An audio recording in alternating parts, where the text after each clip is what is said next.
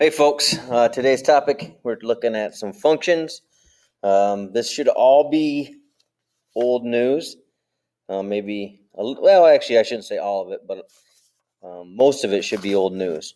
So let's start off with the kind of functions we're talking about today, or we're highlighting, are these things called polynomial functions. So this is the crazy way math people talk, but if you break down what this means, a sub n is some coefficient, and x to the n is some exponent, and then your exponent should go down by 1 if you've got a polynomial in, I think it's called standard form. So this would go down by 1. That's why it's n minus 1, then n minus 2, then until you get to x to the second, x to the first, and then no x's, or just a constant at the end. So this looks crazy, but it's really just, I'm going to give an example. This is, let's say, f of x equals negative 3x to the fifth plus 7x to the fourth plus x to the third plus 8x, subtract 11. So here's my made up polynomial. A couple things look at, there is no x squared term. So in this case, a sub 2, that coefficient would be 0. Or you could have a coefficient of 1. So this is what a polynomial looks like. We have a couple of fancy things or terms that we call pieces that we have special names for. A sub n is called the leading coefficient. N is called the degree. And then the term without an x, the last thing, which would be negative 11 here, we call that the constant. It's constant because no matter what you put in for x, it's not going to change the overall value. That minus 11 will always be there no matter what you put in for x. Okay, so a couple of things that are interesting about polynomial functions. Every polynomial function has a domain of all real numbers. Polynomial functions do not have problems. So that's a nice thing to remember. Another nice thing to remember about polynomials is that they're always continuous. There are no asymptotes, there are no holes. Polynomial functions continuous for all x's. Polynomial functions have predictable end behavior. I mean, if I said you make a sketch of x to the fifth, you should be able to make a decent sketch because you know the end behavior of x to the fifth goes up on this end and down on that end. That's what I mean by predictable end behavior. We also have local behavior that's interesting. We have the, I'll highlight this. Local behavior means near the middle or not at the ends, not out at the infinities. So we have x and y intercepts.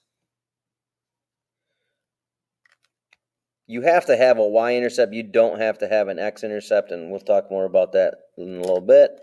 You could have some relative extrema. Remember, we called this relative min and relative max last year. And then we also have these things called inflection points. And that's a big topic when we get into Unit 3, the idea that it's the place where a curve changes from increasing to, from being concave up to becoming concave down. And like I said, we'll talk more about that later. Those x-intercepts have a special name, so the sooner you remember all of these different names, they mean the same thing. X-intercepts, zeros, roots, solution. They're all the answer to the equation f of x equals 0. So if you take your polynomial and set it equal to 0, you will find the zeros, the roots, the solution, so on.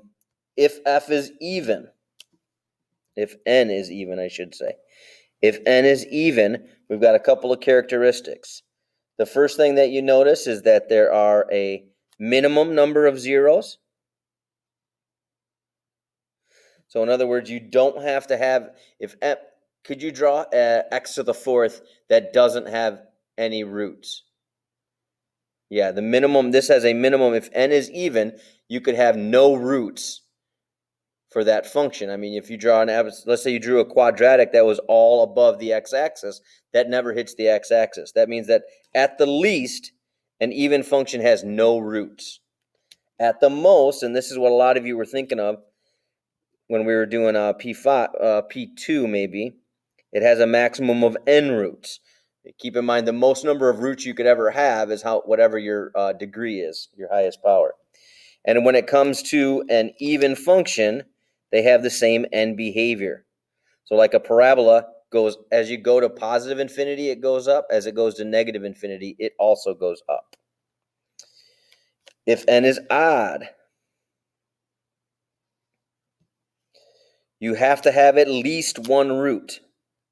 There's a minimum of one root. It must cross the x-axis once. There's a maximum of n roots again. You can't have more roots than your highest power.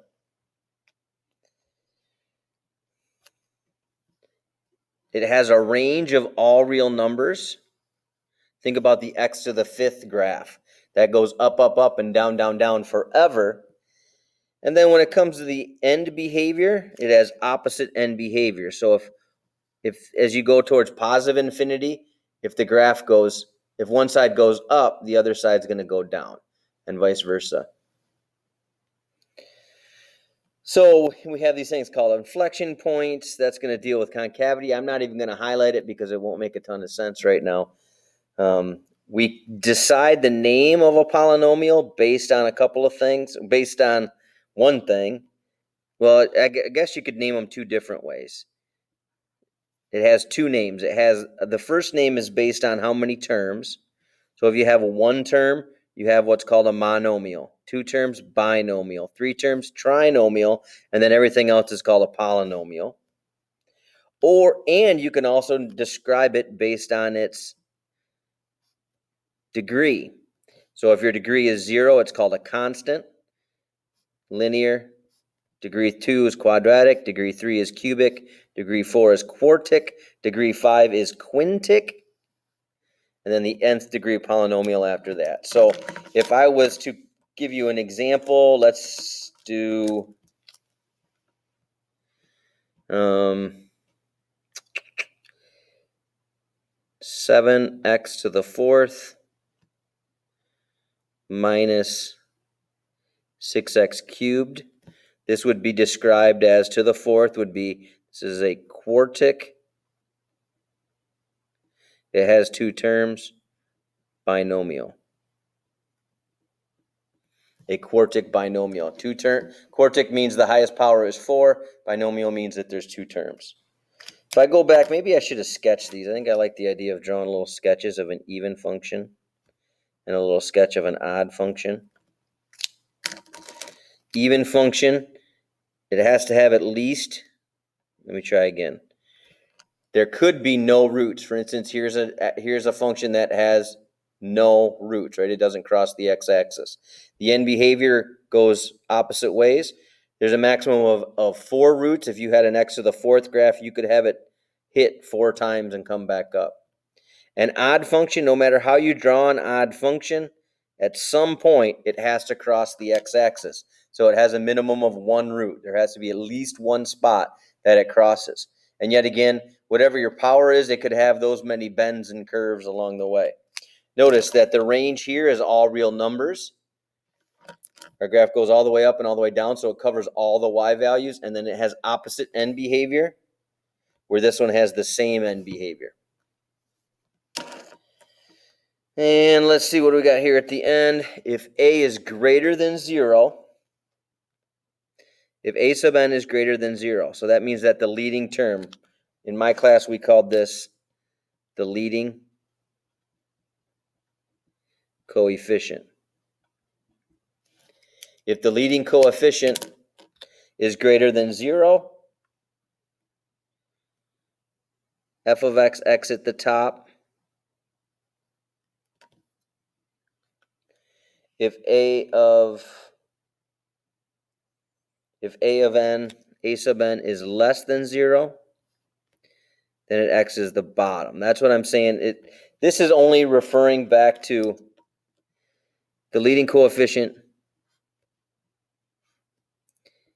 gives you the right end behavior. So what I mean by this, let me draw a little sketch. So leading coefficient is greater than 0 is positive. Then it exits the top. And what he's talking about is as you go this way on the graph, it's going to end up going up there like that.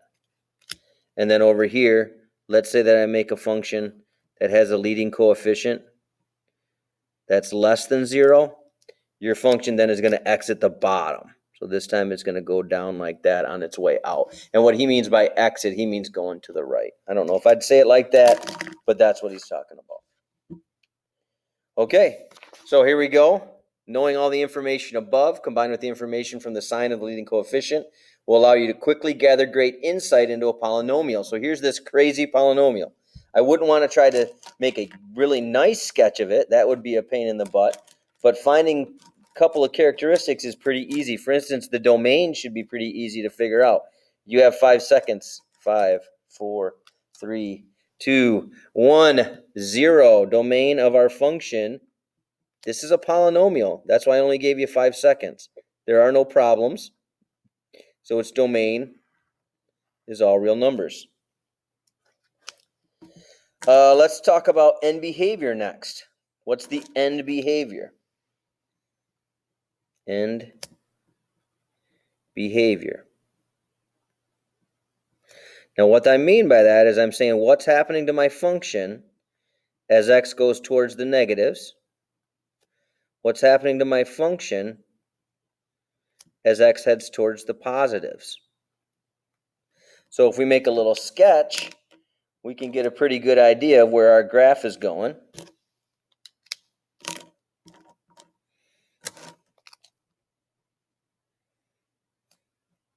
Yeah, I'll draw it down here. What can you tell me about my graph? I know that the leading coefficient is positive, so the positive side is exiting up. I know that the exponent, oh, this is sneaky. Dang it, I fell for this again. Look at what they did. Did you see that? What a bunch of jerks. What do I have to check first? I'm going to put a big sad face around this. Ugh. Ugh. Luckily, I didn't get too far. Why am I ugging that? Because this is my leading coefficient. That's my highest power. So that's the thing. I should rewrite this. What a bunch of jerks. Write it like that. So f of x equals, I'm going to put the leading coefficient first. Sneaky.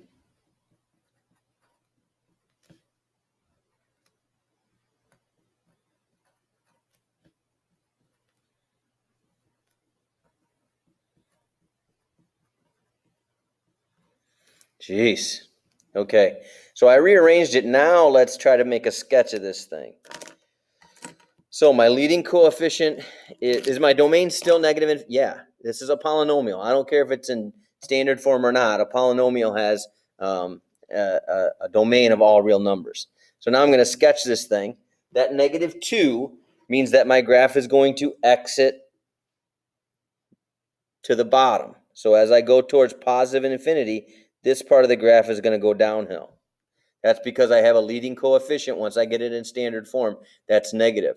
I have an exponent that's odd, which means the other end of my graph is going to behave in the opposite direction. So as x goes towards the negative, my graph goes towards the positive infinity. As x goes towards the positive, my graph goes towards negative infinity. So I could tell that just by looking at the equation. Let's see. What else do I know? I know that, well, what can you tell me about how many zeros? Number of zeros. There has to be at least 1 0. I would find that by taking f of x and setting it equal to 0 and trying to solve this. I would not be interested in trying to solve a quintic. Yes, quintic. What would this be? A quintic polynomial. I would not try to solve it. We can't really solve it here, so we would be stuck there. And then something else that's really easy to find. Actually, I'll put in parentheses at least 1 0, and then let's leave a little note. How many could it have at most? You have 5 seconds. 4, 3, 2, 1, 0. This has to have at least 1 0. It could have at most 5 zeros. Whatever your, does it have an E? Does zeros have? No, I don't think so.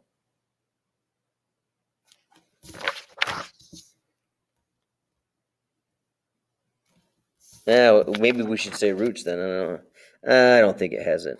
Let me try it without zeros. I think I like that better.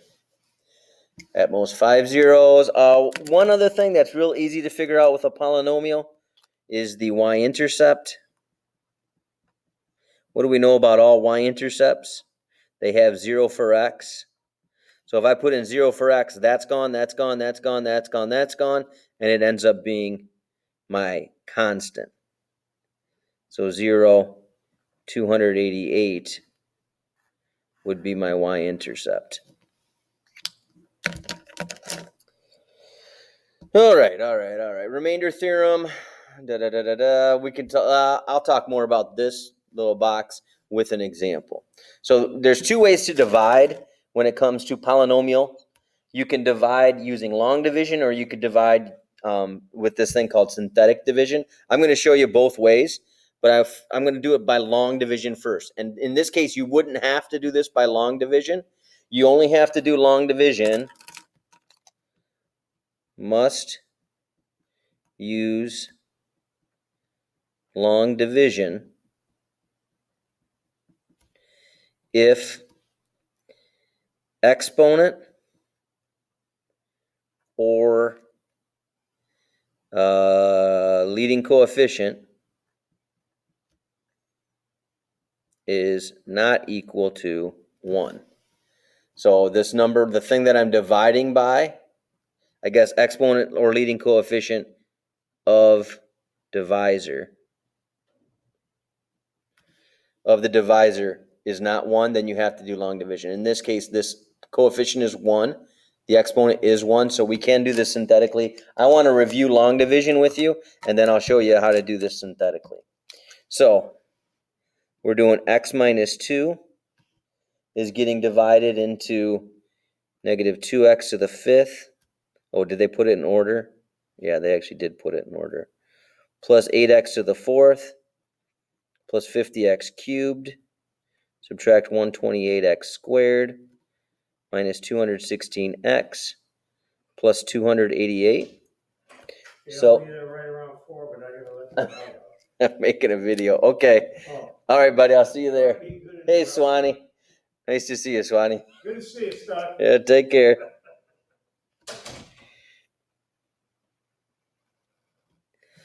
A nice little visit from our good friend, Mr. Zonkowski. All right. How do you do long division? So this will take you a little bit to get, but once you get it, man, it's not that bad. So you take the first, we're only about one thing, 2 things at a time. First thing here, first thing there. You're going to take this, you're going to divide it by that. So negative 25x to the 5th divided by x.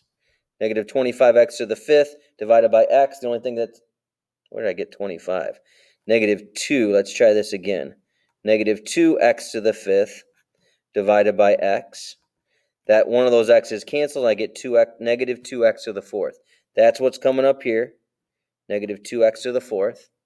Now, when I take this and I'm going to multiply, I got to multiply it by both of these.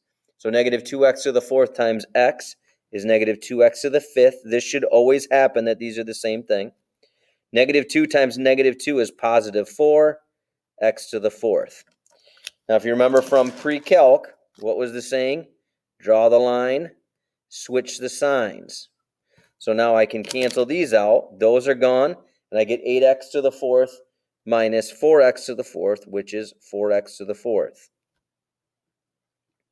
plus 50x cubed minus 128x squared minus 216x plus 288. Then you do this again. So I'm taking the first thing and the first thing. So my first thing is 4x to the 4th. And I'm dividing it by x. I'm going to have one of those x's cancel, and I would get 4x to the 3rd. That's a positive, so don't lose the plus in there. You got to keep those things separate. 4x to the third. Now I'm going to take this 4x to the third and I'm going to distribute it to these two. 4x to the third times x is 4x to the fourth. That's a good sign that those are the same. 4 times negative 2 is negative 8x to the third.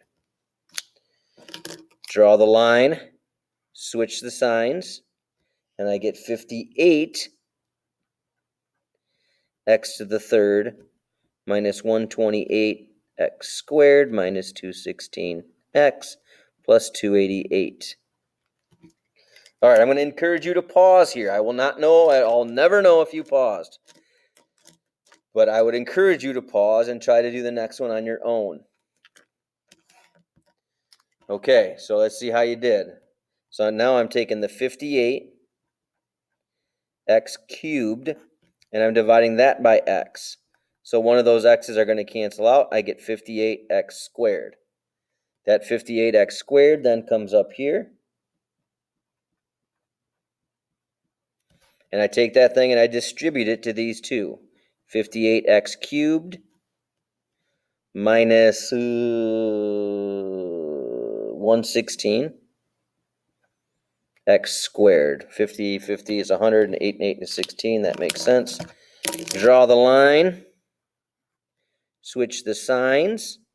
Negative 128 plus 116. Let me double check that. Negative 128 plus 116 ends up being negative 12. And then everything else drops. And we go again. What does it take to turn, what would be a good color? Maybe purple. What does it take to take negative 12x squared and divide it by x? Then I would get negative 12x. Negative 12x. Negative 12x times x is negative 12x squared. Negative 12 times negative 2 is positive 24 with an x. Draw the line, switch the signs. Negative 216 plus a negative 24 is negative 240x plus 288. And then here we are finally to our last one. I would take negative 240x divided by x is negative 240. So negative 240. Negative 240 times x is negative 240x. Negative times a negative is a positive. 240 is 480.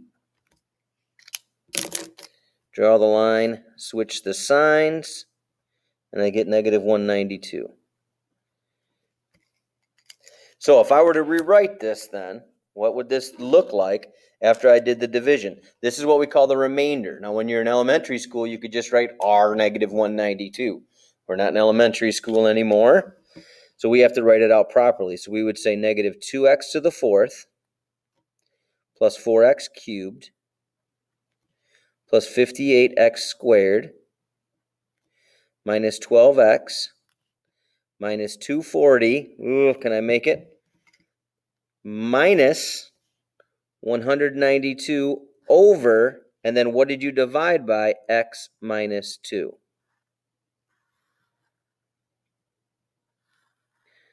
So your remainder, sorry about that.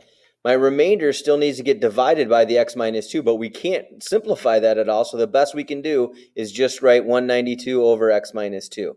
Be a little bit careful here. Let's say this turned out to be like x plus 3. If there's a negative, you'd have to distribute it. I don't think I'm going to get a whole lot into that right now.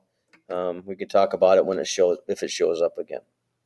Okay, so all that, there's your quick review on long division.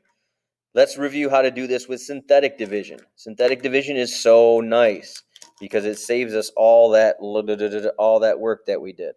So in synthetic division, I start off by finding the zero. The zero is whatever I get when I try to solve my divisor equal to 0. So I divide by 2, or x minus 2 equals 0. That means x equals 2 is my 0. The 2 goes up in the house. So I have 2. And then I list all the coefficients of my polynomial. So that's negative 2. That's 8. That's 50. That's negative 128. That's 216. And that's 288. Leave yourself a little space and draw a line. Now what's nice is the first thing always drops. So negative 2 drops. Then I multiply. 2 times negative 2 is negative 4. 8 take away 4 is 4. 2 times 4 is 8. 50 plus 8 is 58. 2 times 58 is 116. Negative 128 plus 116 is negative 12. 2 times negative 12 is negative 24. Where did I screw up? Oh, it's a negative 216. Ooh, I was getting a little nervous. Negative 216 take away 24 is negative 240. 2 times negative 240 is negative 480. And 288 minus 480 ends up being negative 192. If you'll notice, these are all the things that we got along the way when we did it in long division. See what I mean? Those are still all of the leading coefficients that we got. And so this would still be, we could still write this up the same way. So you took an x to the 5th and divided it by an x. So this now is broken down to negative 2x to the 4th. And then you just go in order from there. 4x cubed, 58x squared, 12x minus 240. And then you've got to remember that this is your remainder over not your 0, but what your actual divisor was, which is x minus 2, which gives us the same result a lot quicker than what we did up here. We got the same thing, but it took us, what, a tenth of the time? So either way, if you can go synthetic, do it synthetic. If you can't, which means the leading coefficient is not 1, or the leading coefficient or the degree is not 1 of your divisor, then you have to do it long. Look at our next example. What a coincidence. We're going to do some more division here. So let's see if you can do this synthetically. They already told us the 0. And then we're going to divide it into this function. Hint, hint, remember that you've got to have every power accounted for when you do synthetic, or by long division. You've got to account for every piece of the puzzle. All right, let's see. If you haven't paused it yet, hit that pause button. Okay, so negative 2 goes in the house. Then I start listing off my coefficients. I've got 1x cubed. I don't have any x squareds. I have a negative 7 with an x and a negative 6. So a lot of times kids will forget that 0 in there. First term drops.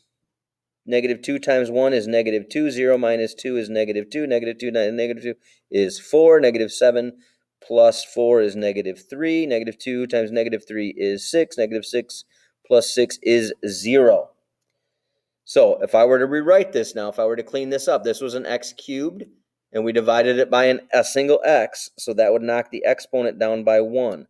So this would be 1x squared minus 2x's minus 3. But that wasn't the question. The question said, is this a root? And you know you're a root. You know if you're a 0, a root, you're going to have a remainder of 0. So if I'm looking at this problem, yeah, life is good. This is a root. X equals negative 2 is a root because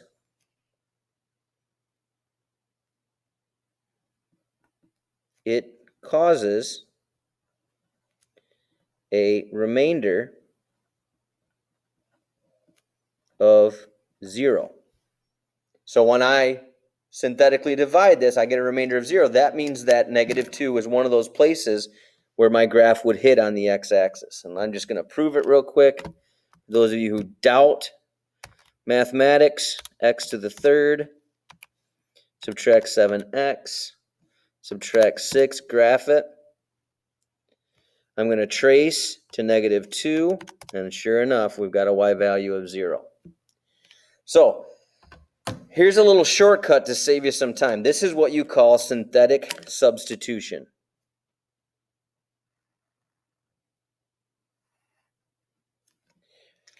That's where this whole trick of all this stuff, that's synthetic substitution. What we can do, and it turns out to give you the same result. Don't ask me why. I don't know exactly why this works. I'd have to think more about it. But direct substitution also works. What that means is f of negative 2 is what I'm directly substituting into this equation. So that's negative 8. That's positive 14. That's negative 6. Negative 6, negative 8 minus 6 is negative 14. 14 plus negative 14 is 0. So another way for us to check to see if something is a root or if something has a remainder of 0, these two concepts are interchangeable. So x equals negative 2 is a root because f of negative 2 equals 0. Notice these two things figured out, either method took us to the same result, that x minus 2 was a root. So if you're trying to figure out if the remainder is something, you can just plug that number in, and whatever you get, that's the remainder. That would be the remainder that you'd get if you did the synthetic division or you did the long division. It's kind of crazy. Okay, so now we're talking a little bit about how we read graphs. There's this phrase called monotonic, and I've never really heard this one. I'm not going to use it a whole heck of a lot, but this is important. We draw and read graphs from left to right, just like the way we read a book. So when we're talking about a domain, or we're talking about where a function is increasing or decreasing, we always talk about it from negative infinity to positive infinity. We have this phrase, monotonic increasing. That just means that our graph only rises from left to right. So it's a graph that's constantly increasing. From left to right, it goes uphill. We also have this phrase, monotonic decreasing. You would guess, only falls from left to right. And then we have this phrase, neither rising or falling from left to right. We call that a constant function. So you think of some famous monotonic increasing function. I mean, make a quick sketch of x cubed. You have 5 seconds. We're above this. Ready? Go. 5, 4, 3, 2, 1. X cubed should have one side up and one side down. The positive side goes up, negative side goes down. Leading coefficient is positive. Exponent is odd. That's a monotonic increasing function. You have 5 seconds to draw the x graph. 5, 4, 3, 2, 1. Boom. Pretty simple. That definitely increases from left to right. All right, determine the largest open interval in which the function f of x equals sine of x is monotonic decreasing. So let's have you start off by making a sketch. Oh, we're going from 0 to 2 pi.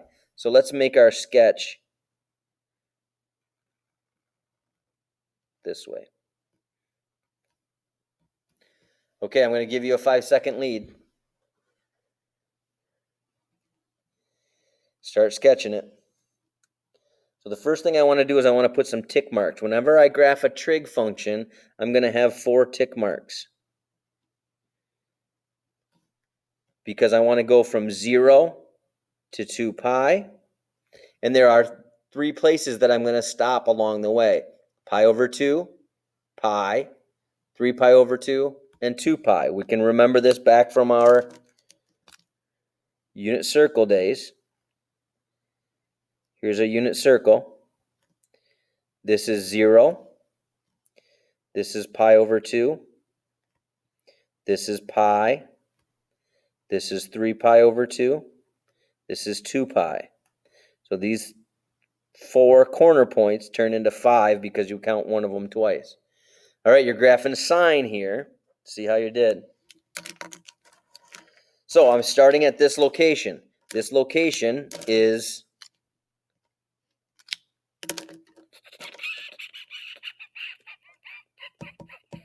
I'll go with can never decide my colors. I need more colors. I can't do that. That's the color of my Come on, make a decision, Stucky.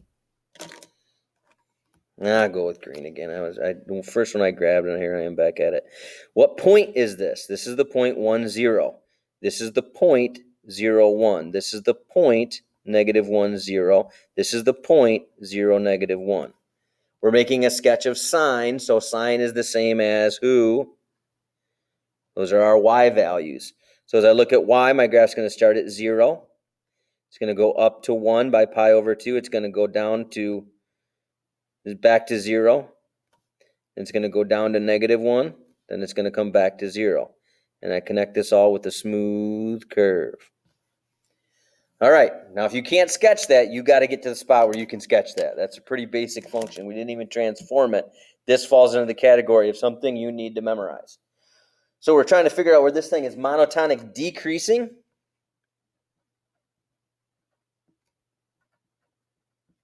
So we want to find an interval where our graph is constantly going downhill. So increasing, increasing, increasing to there, then starts decreasing. So this is the beginning of where my graph is going to start decreasing. Decrease, decrease, decrease, decrease, decrease, decrease, and then starts to go up again. Okay, so what interval are we talking about? What x's is this covering? This is covering from, so if this is pi over, this is 2 pi. This would be halfway would be 1 pi. Halfway again would be pi over 2. So this is from pi over 2 to pi to 3 pi over 2. And then are we supposed to open?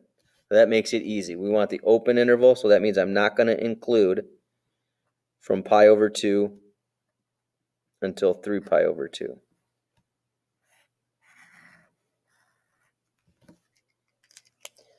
All right, pause here, take a minute, and just think a little bit about what we just talked about. Okay, next big topic when we're talking about functions is one-to-oneness. A graph is 1-to-1. So a graph is 1-to-1 if each output associates with one input, with only one input. So I want you to pause here and take 10 seconds or so. Don't sit there forever, but take 10 seconds or so and think about how that's different than our definition of a function.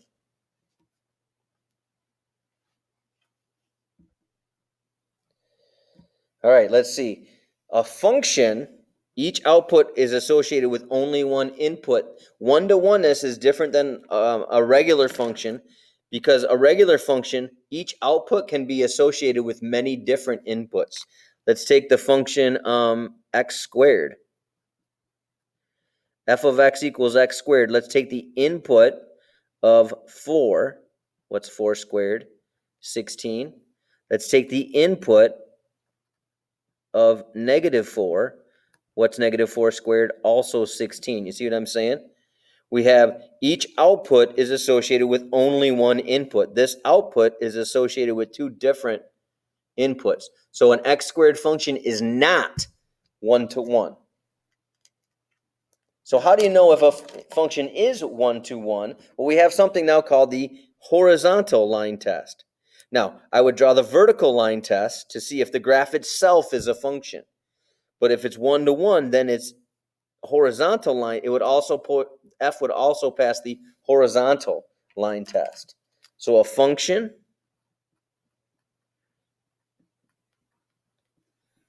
is 1-to-1 if and only if F passes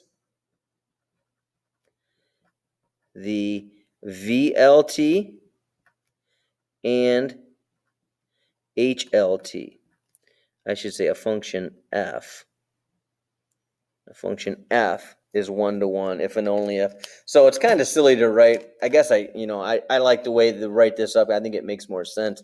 But if I've already called this a function, we know it has to already pass the vertical line test. I should probably clean up my language there. But the idea is if your graph passes a vertical line test and a horizontal line test, that graph, that function is what we call 1-to-1. And all one-to-one functions are monotonic. That means they're always going up, increasing, or always going down, decreasing. So these one-to-one functions have this other characteristic, which is really important, the ability to find an inverse. A function that is one-to-one will definitely have an inverse function. So if you look at this thing, read f inverse of x such that, so if you have a one-to-one function, then you have this thing called an inverse, which we read this as f inverse. F to the negative 1, we don't say f to the negative 1, we say f inverse. So let's look at a couple of examples where we go and find some inverses. So how do you find an inverse? It's pretty easy. It's actually pretty easy. The algebra isn't always easy, but the concept of an inverse is pretty easy. Let's do it with this function. So verify that 2x plus 3 is 1-to-1. Think in your head what the graph of this is. Hopefully you said a line, because there's no squares, there's nothing weird going on. So this is a 1-to-1. But let's sketch it anyway and just show that it's a linear function is always going to be 1-to-1. But let's sketch it anyway just to show.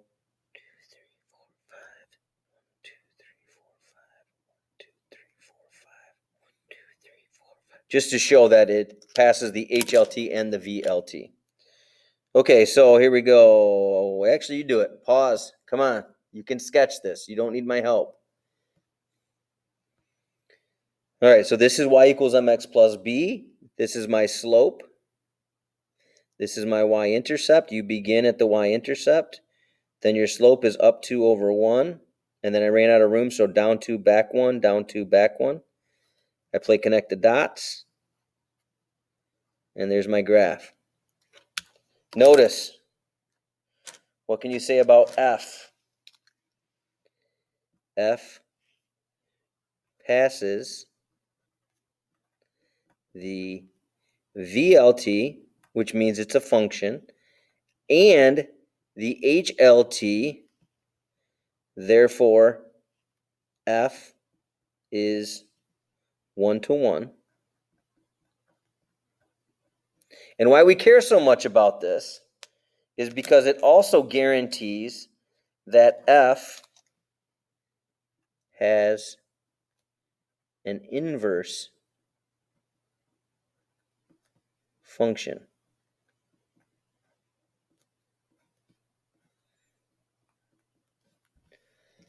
Let's find that inverse function.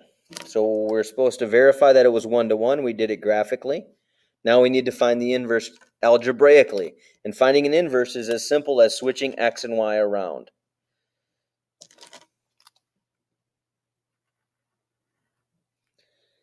You find the inverse, switch x and y, then solve for y. Switch x and y, then solve for y. So my equation is f of x equals 2x plus 3. Hopefully you know that that f of x is really the y. So that's going to become my x. The x is going to become my y. And now I just start to resolve this thing for y. So I'm going to bump over the 3. X minus 3 equals 2y. Then I'm going to divide by 2. I get y equals x minus 3 over 2. And then we usually like to write this back in function notation because this says y and this says f of x. So we talk about the inverse of f is equal to, and I'm going to break it up so it's easier for me to discuss the slopes.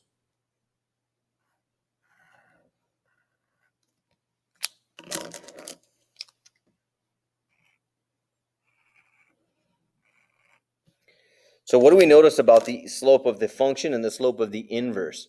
So my slope of my function is 2. The slope of my inverse is 1/2. What do you notice about those are whats of each other? Notice.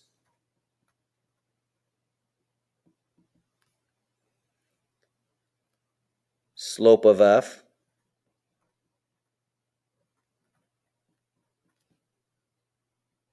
is 2. Slope of f inverse is 1/2. What do you notice about those slopes? They're whats of each other? Hopefully you said reciprocals. So inverse functions, when they're linear at least, have inverse slopes. No, I think it's going to be true no matter what. Never mind. Their slopes will always be reciprocals. But that's not as easy to figure out when you're talking about, let's say, a quadratic. Okay, sometimes finding the inverse of a function algebraic, and once we find the inverse, we can rationalize blah, blah, blah, blah, blah, blah, blah. All right, find the inverse. First of all, get in the habit of highlighting things and writing down what that means. Find the inverse function means switch x and y. The more you write it, it's going to stick in your head. So the first thing I want to do is figure out the function with x and y switched around. So this is my f of x, which is really my y, which I'm going to change into x. And then my x's are going to become my y's. Y minus 3 over y plus 4. Now remember, you're supposed to then solve this thing again for y. So I have to get these y's together somehow, but this one's on the bottom. So the first thing I'm going to do is cross multiply. And remember, you got to distribute. X times y is xy. X times 4 is 4x. Now, if I want to get the y's combined, I got to get them on the same side. So I'm going to do a double move here. I'm going to bump this y over, and I'm going to bump this 4x over. So I get xy minus y equals negative 4x minus 3. Look, at any point you can stop and pause and rethink about this. So if that move looks crazy, pause, think about it, and then I'm guessing that you'll be able to figure it out. Now, I want to get down to 1y, but I can't combine these y's. They're unlike terms. But this piece and this piece both have a y, which means I can factor out a y, and I get x minus 1, which is good because now I have a single y, which I want to get by itself, which means I need to kill this, which is connected by mult, and we kill it with division. So I get negative 4x minus 3 over x minus 1, and I always like to put it back in its proper notation.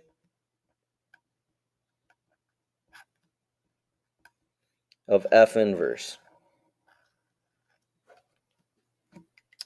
Okay, so we found the inverse.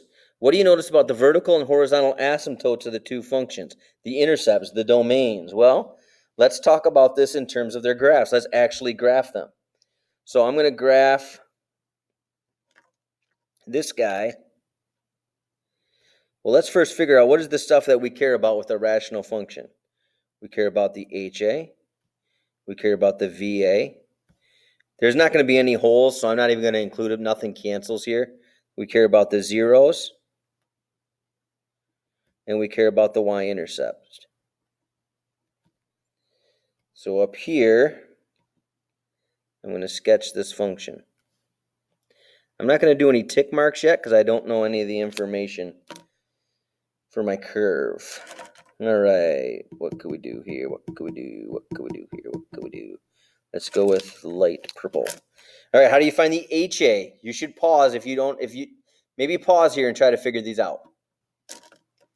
All right, let's see how you did. HA, we find that by comparing leading terms. So negative 4x over x, that's a tie with the number of x's. So we then get the equation y equals negative 4. How do we find VAs? VAs are things on the bottom. This is something over 0. That's 0 on the bottom is bad news. 1 over 0 is bad news. So it's the thing that would cause a 0 on the bottom. We would cause a 0 on the bottom by a 1. So when x equals 1, our equation blows up. We find zeros by putting a 0 on the top. What number on the top would cause a 0 that doesn't cause a 0 on the bottom? If it causes a 0 on the top and the bottom, that's a hole.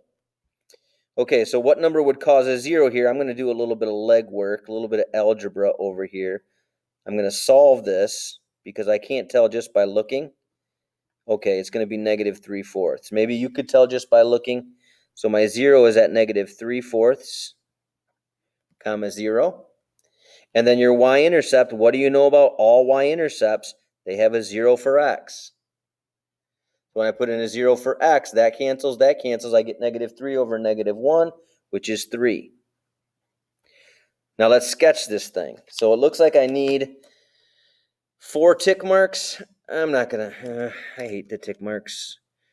I'm just going to estimate where -4 would be. -4, y equals -4, good enough. X equals 1, good enough. I have a 0 at -3/4. -3/4 is comma 0 would be like here. 0, 3 would be like here. And then I could make my sketch. And then I can make my other branch. I knew it would be kitty corner because there's no craziness going on with my equation. It's just x over x. Okay, now let's do the same thing, but let's do it for f of x. So f of x equals, I'm going to do it down here. F of x equals x minus 3 over x plus 4. We want to talk about the HA, the VA, any zeros, y-intercept. Pause again. You guys should be able to fill these in, no problem at this point. Well, maybe a little bit of a problem, but you should be learning. You should be catching on.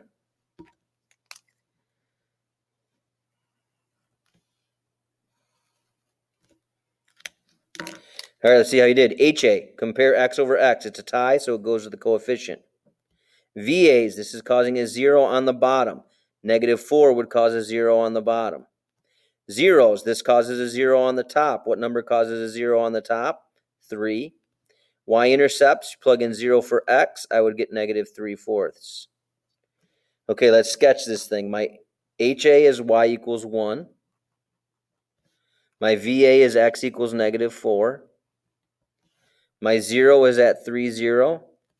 My y-intercept is at -3/4, so my graph's going to look something like this. And then we're supposed to do the domain and range of each one of these. Let's do those before we start to compare. So the domain of F inverse. Let's see, my graph goes all the way down, negative domain and range. Shoot, I wish I would have left a little more room. Dang it. Oh well, we'll have to squeeze it in. Domain would be -infinity until where's this VA is at 1. And then from 1 to infinity. My range, sorry guys. Hopefully that'll come out in my when I copy this too. My range goes from -infinity until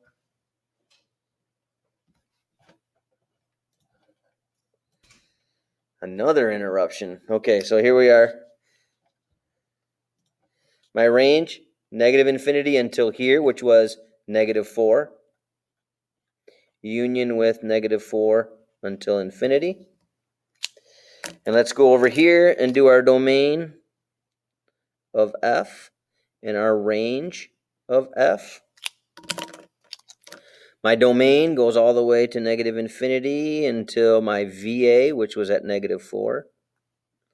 Union, -4 to infinity. And my range goes from -infinity up until the 1. Union 1 to infinity. Okay, now here's where you sort of be amazed by these cool little, the relationship between these things. So if you look, my HA and my VAs, but that makes sense. What did we do with X and Y?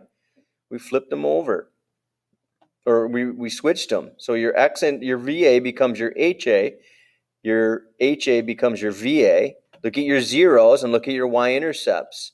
Look at your domain and look at your range as you go from one function to the next. So these things, this relationship all holds when it comes to a inverse function. It doesn't just have to be these kind of inverses. It holds for any inverse. Anyway, okay, so on the homework set, you get to do this again with two functions, and you get to try to sketch them on the same coordinate plane. If I were to sketch these on the same plane, they would look exactly the same reflected over the line y equals x. But we'll save that for probably somebody's going to ask questions in class, and we can talk about it then. Good luck.